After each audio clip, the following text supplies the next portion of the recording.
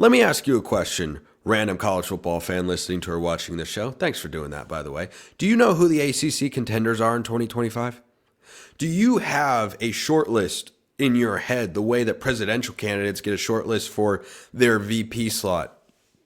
Do you have an idea of who's going to be able to ascend to the top of the conference? All right, put that list in your head. Tell me, is Georgia Tech on that list?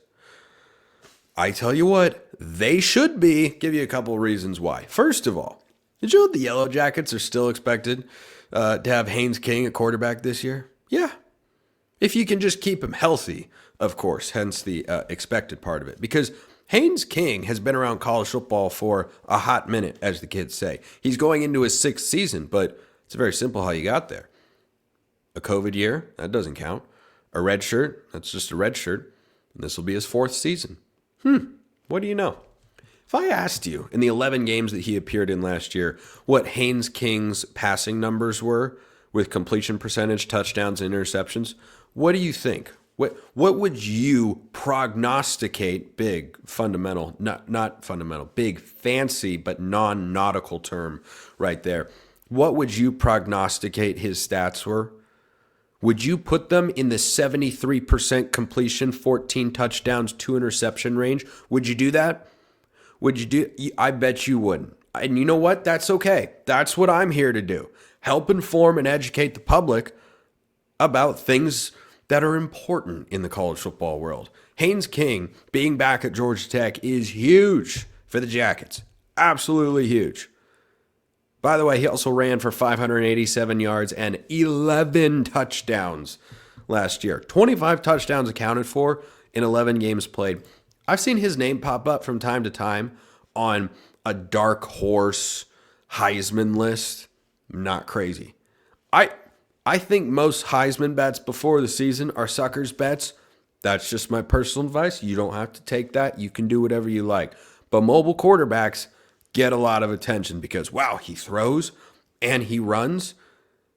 Man, you can't see a dual threat anywhere else except for, Travis Hunter this past year. Dual threat. Wins the Heisman Trophy. Just throwing that out there. So, Haynes King's the first reason. I'll kind of attach a sub point to Haynes King, and that's Brent Key.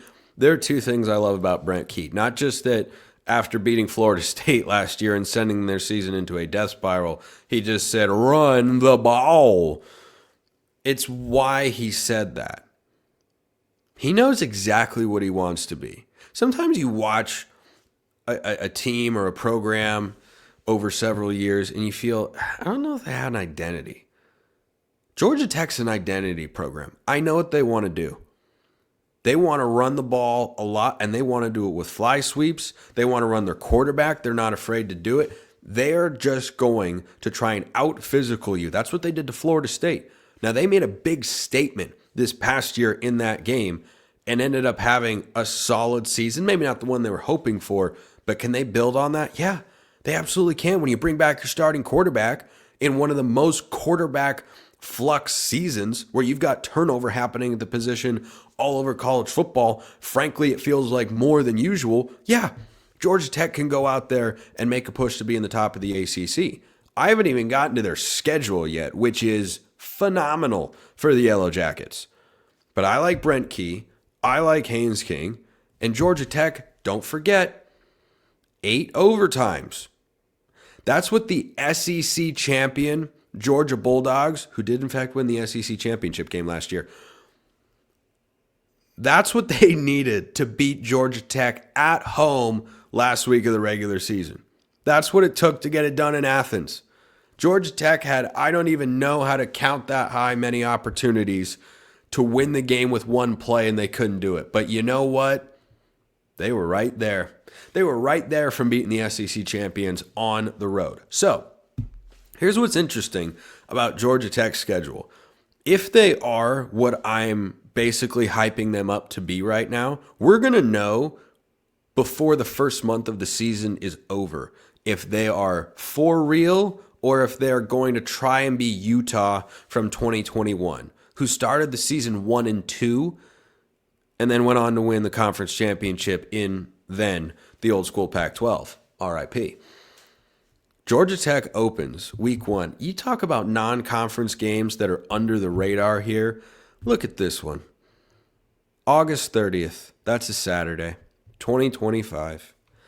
Georgia Tech will travel many hundreds, perhaps thousands of miles to Colorado to play the Buffs. I mean, come on. The first game in however many years Deion Sanders will have coached without Shedeur at quarterback. At home, Folsom Field's going to be rocking week 1. Power 4 opponent coming into town. Statement opportunity. The winner of that game could either be ranked in the top 25 or get votes to do so. I mean, come on. Do you want the season to get here or what? I certainly do. I certainly do when I see games like that. Georgia Tech at Colorado week 1. Then they play Gardner-Webb at home. Yeah, all right, whatever. Then the first ACC game is right there. It's not the following week when they play Temple. No, can you tell me what conference Temple is in? I can tell you. I'm just wondering if some of you can tell me. Georgia Tech, Saturday, September 13th, against the Clemson Tigers, the reigning ACC champs.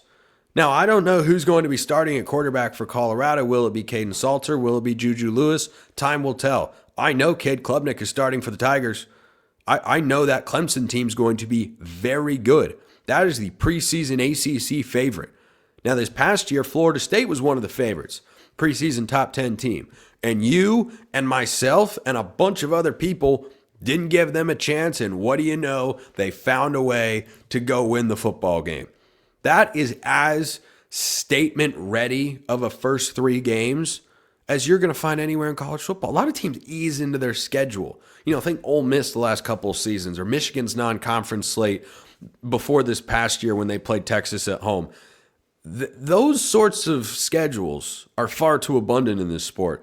Look at Georgia Tech at Colorado week 1. They didn't open with Gardner-Webb. They're going to open with the Buffs.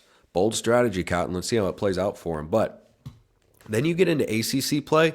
Here's where it gets really spicy. And why, if you wanted to sprinkle a little money on Georgia Tech winning the ACC as a long shot bet, wouldn't be the craziest idea. Here are the teams on Georgia Tech's regular season schedule that they miss. Miami, SMU, Louisville. And they have Clemson at home.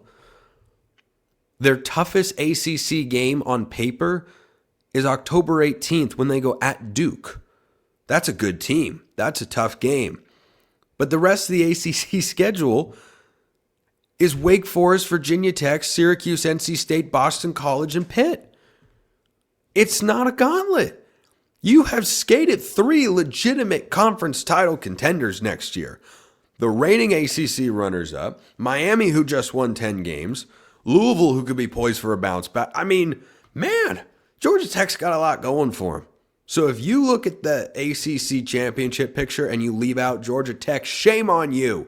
Because that schedule, maybe they'd be the SMU of last year. Overinflated with the record. But guess what? They could make that conference championship game.